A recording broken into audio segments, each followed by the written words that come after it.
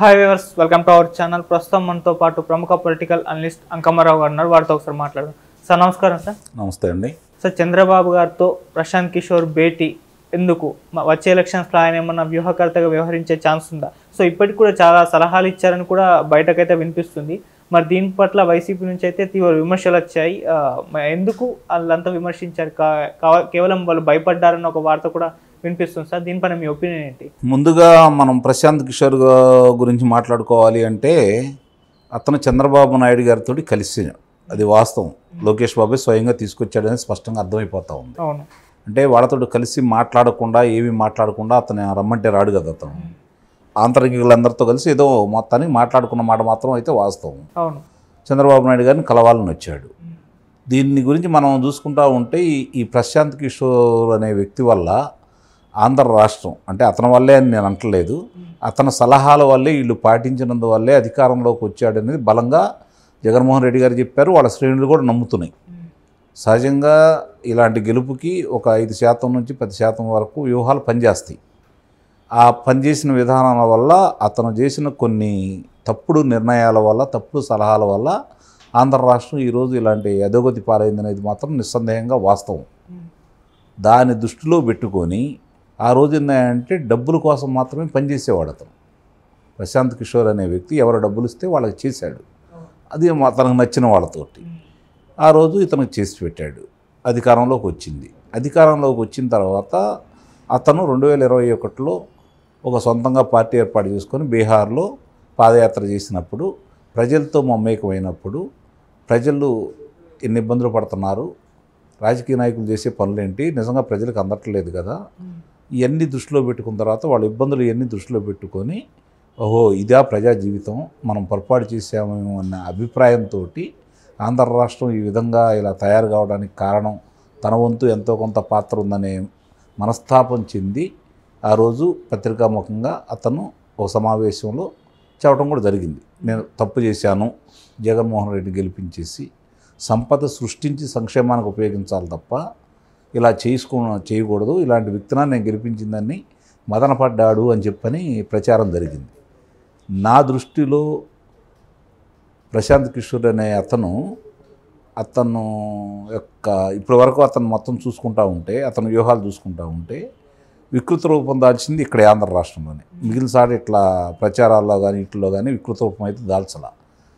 అవన్నీ ఒక రకమైనటువంటి ఏవగింపు కలిగిన మాట మాత్రం వాస్తవం. ప్రశాంత్ కిషోర్ పేరు వింటేనే ఇతను ఎందుకు, ఇతని గురించి మాట్లాడుకోవడం ఎందుకు, ఇంత దుర్మార్గం ఎందుకు చేయడం ఎందుకు, డబ్బు కోసం ఇన్ని నీలాప నిందల్లోనూ ఇన్ని అబద్ధాలను ప్రచారం చేస్తారా, ఇంత విధ్వంసం సృష్టిస్తారా అనేది నాకు కలిగిన అభిప్రాయం. అలాంటి ప్రశాంత్ కిషోరు తర్వాత ఈ మాట చెప్పిన తర్వాత జగన్మోహన్ రెడ్డి గారి గురించి ఇట్లా ఇతను పరివర్తన కలిగిందేమో అనే భావన వచ్చిన మాట కూడా వాస్తవం. కానీ ఈరోజు పరిస్థితి చూస్తూ ఉంటే చంద్రబాబు నాయుడు గారు పవన్ కళ్యాణ్ గారు కలిసి వాళ్ళు పొత్తులో భాగంగా ముందుకెళ్తూ ఉన్నారు. ప్రజాదరణ వాళ్ళిద్దరికీ బాగా ఉంది. ఈరోజు ప్రజలందరూ కూడా స్పష్టమైన తీర్పు ఇవ్వడానికి సిద్ధపడుతున్న ఈ సమయంలో, ఈ తరుణంలో ఈ ప్రశాంత్ కిషోర్ మళ్ళీ ఈ పార్టీకి అవసరమా? చంద్రబాబు నాయుడు అనే వ్యక్తి మరి అతను అనన్య సామాన్యుడే, అందులో సందేహం కూడా ఏం లేదు. రాజకీయ ధురంధరుడు, అప్రచాణికుడనే అతనికి ఉంది. మరి అలాంటి వ్యక్తి ఈ పవన్ కళ్యాణ్ గారితో కలిసి ప్రయాణం చేస్తున్న వ్యక్తి ఈరోజు ప్రశాంత్ కిషోర్ని పిలిపించుకొని మాట్లాడాడు అంటే చంద్రబాబు నాయుడు గారి స్థాయి పెరిగిందా తరిగిందా? ఇక్కడ ఇది కూడా ఆలోచించుకోవాలి. దేశాన్ని ముగ్గురు ప్రధానమంత్రులు అవడానికి కారకుడయి దేశం మొత్తం మీద పేరు ప్రఖ్యాతి పొందిన వ్యక్తి ఈ చిన్న రాష్ట్రంలో ఎన్నికలు ఎదుర్కోలేక ఇబ్బంది పడుతున్నాడా చంద్రబాబు నాయుడు? దానికోసమే ప్రశాంత్ కిషోర్ని పిలిపించుకున్నాడా అనే విమర్శ అనేది ఒకటి వస్తూ ఉంది. అలాగే పార్టీలో వాడు కూడా దాని గురించి కొంచెం తీవ్రంగానే చర్చించుకుంటున్నారు. వాళ్ళందరికీ నేను చెప్పేది ఒకటే, చంద్రబాబు నాయుడు గారు ఇవన్నీ తెలియని వ్యక్తి కాదు, ఇలాంటివి వస్తాయని ఊహించిన వ్యక్తి కాదు. అతని ఆలోచన విధానాలు ఏంటంటే ఎన్నికల్లో గెలవటం ముఖ్యం కాదు, ప్రత్యర్థి కోలుకోలేని విధంగా దెబ్బ కొట్టాలనే భావనలో అతను ఉన్నాడనేది నా అభిప్రాయం. దానికోసం అతని చేతికి అందివచ్చే ఏ అవకాశాన్ని కూడా వదిలిపెట్టకుండా చేయాలనుకుంటున్నాడు. దాని గురించి ఏంటంటే ఇప్పుడు దాకా జగన్మోహన్ రెడ్డికి ఒక ఆయుధం లాంటి వాడు ప్రశాంత్ కిషోర్. అతను చూసి చాలామంది భయపడుతున్నారు. ఏ వ్యూహం పన్నుతాడో, ఎన్నికల ముందు ఏమేం చేస్తాడో, ఏమి చేపిస్తాడో, ఏమీ లేనప్పుడే చేయించాడు, అధికారంలో ఉండగా ఏం చేస్తాడని చెప్పని గెలుస్తామన్న ధీమా ఉన్న కార్యకర్తలతో సహా ఒక రకమైన అభిప్రాయాలతో ఉన్నమాట మాత్రం వాస్తవం. ఇప్పుడు వాటినన్నింటినీ పటాపంచలు చేసేసి, అది చాణక్యం కావచ్చు, ముందు చూపు కావచ్చు, ఎందుకంటే భవిష్యత్తులో ఇంకొక 20 సంవత్సరాలకి ఏ అవసరాలు వస్తాయో గుర్తించగలిగిన చంద్రబాబు నాయుడు ఇలాంటి ఉపద్రవం వస్తుందని గుర్తించలేడా? నిస్సందేహంగా గుర్తించే ఉంటాడు. అప్పుడు ఆయన ఆలోచన ఏంటంటే పార్టీ శ్రేణులను కాపాడుకోవాలన్నా, పార్టీలో అవతల వ్యక్తిని మళ్ళీ కోలుకోలేని విధంగా రాజకీయంగా దెబ్బ కొట్టాలన్నా ఇలాంటి వ్యక్తులు వాళ్ళు ఎమ్మటి ఉండకూడదు. ఇప్పుడు అతను ఒక ఆయుధం, దాన్ని ఎలా అయినా ఉపయోగించుకోవచ్చు. కత్తిని మనం ఏ విధంగా అయినా పీకలైనా కొయ్యొచ్చు, కోతలైనా కొయ్యొచ్చు, మరి ఎదురు గడల్ని సరి చేసుకోవడానికి వాడుకోవచ్చు, కూరగాయలు కోసుకోవడానికి వాడుకోవచ్చు, రకరకాలుగా దాన్ని మనం వాడుకోవచ్చు. అదే ఒక హంతకుడి చేతిలో ఉందనుకోండి, చంపడానికి మాత్రం ఉపయోగిస్తాడు. ఇప్పుడు హంతకుడి చేతిలోంచి ఆ కత్తిని తీసుకొని తన పెరట్లో ఇసిరేసేప్పుడు అప్పుడు బలాబలాలు ఏందో తెలుస్తాయి కదా. ఇప్పుడు మలయుద్ధం చేస్తున్నావు, కానీ అవతల చేతిలో ఆయుధం ఉంది, నువ్వు ఎంత బలవంతులైన ఉపయోగం ఉంది ఆయుధం అతని చేతిలో ఉన్నప్పుడు. ఆ ఆయుధం పక్కన పెట్టామనుకోండి, అతను బలహీనుడని అర్థమైపోయింది కదా, బలవంతం నుంచి పారిపోతాడు, లేకపోతే ఇతర రంగం నుంచి తప్పుకుంటాడు. ఆ విధంగా ఆలోచిస్తున్నాడు అనేది చంద్రబాబు నాయుడు గారు అనేది నా అభిప్రాయం. అంతే, ఆయన తక్కువ అంచనా వేయొద్దు, ఇతన్ని ఎక్కువగా ఊహించుకోవద్దు. ఇప్పుడు మిగిలిన రాష్ట్రాలు ఇంత అశాంతి అనాగరికంగా ప్రవర్తించలేదు కదా పార్టీలు, ఇక్కడే జరుగుతున్నాయి అంటే ఆ వాడే వ్యక్తిని బట్టి ఉంటుంది, అతని మనస్తత్వాన్ని బట్టి ఉంటుంది.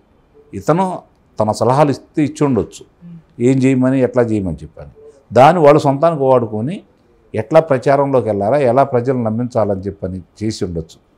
మరి ఇలాంటివి చేసినప్పుడు రేపు పొద్దున మనకు అవసరమా అనేది కార్యకర్తల యొక్క అభిప్రాయం. వాళ్ళందరికీ నేను చెప్పేది ఒకటి, మీరు చంద్రబాబు నాయుడు గారిని తక్కువ అంచనా వేయద్దు, చంద్రబాబు నాయుడు గారి ముందు చూపుని మీరు అందుకోండి. ఈరోజు ఏకతాటిగా ప్రజలందరూ తెలుగుదేశం పార్టీని గెలిపించడానికి సిద్ధంగా ఉన్నారు. అక్కడ ప్రశాంత్ కిషోర్ ఉన్నాడా లేకపోతే పక్కన పవన్ కళ్యాణ్ ఉన్నారా అనే విషయాన్ని వాళ్ళు పట్టించుకునే పరిస్థితి లేరు. చంద్రబాబు నాయుడు గారు ఇతన్ని నేను నిలబెడుతున్నాను అంటే అతను గెలిపించుకోవడానికి ప్రజలు సిద్ధంగా ఉన్నారు. కార్యకర్తలు మీరు ఐకమత్యంగా ఉండి అధినాయకుడికి మీరు చేయూతనివ్వండి.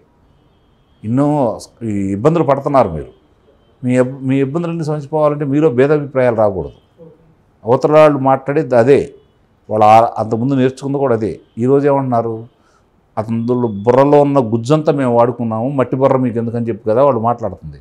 మట్టి బుర్ర ఇక్కడ ఉన్నప్పుడు మీకు వచ్చిన ఇబ్బంది ఏంటి, మీకు వచ్చిన భయం ఏంటి, మీకు వచ్చిన నష్టం ఏంటి, కష్టం ఏంటి అంటే ఎంతో కొంత ప్రశాంత్ కిషోర్ అనే వ్యక్తిని చూసి అవతల వాళ్ళు భయపడుతున్నారని అర్థమైపోయింది.